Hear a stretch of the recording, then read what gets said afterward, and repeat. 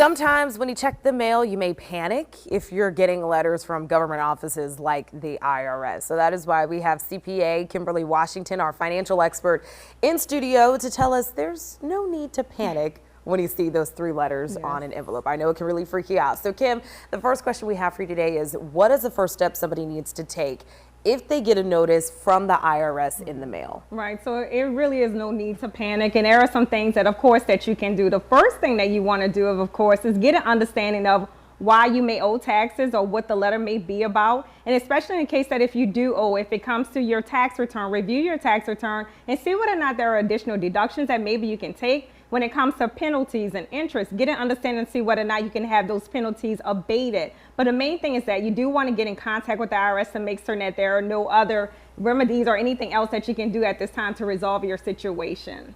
Kim, you brought up penalties.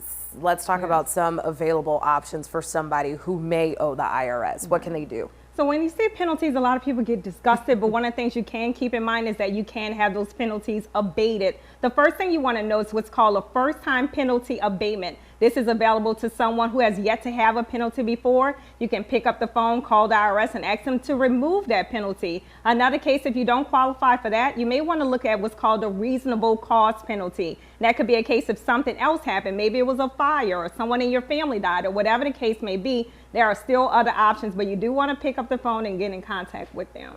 All right, Kim, here's another example. Let's say somebody owes taxes from previous years. What should they know? One of the things they do need to know that there is an expiration date. A lot of people don't know this, but after 10 years, of course, IRS cannot, in most cases, come after you for those different years. So keep that in mind. There is a 10-year rule. It's the collection statute limitation. So you do want to keep that in mind, but you do need to check with the IRS and say, hey, what is my collection date? What is the last day that this amount can no longer be collectible?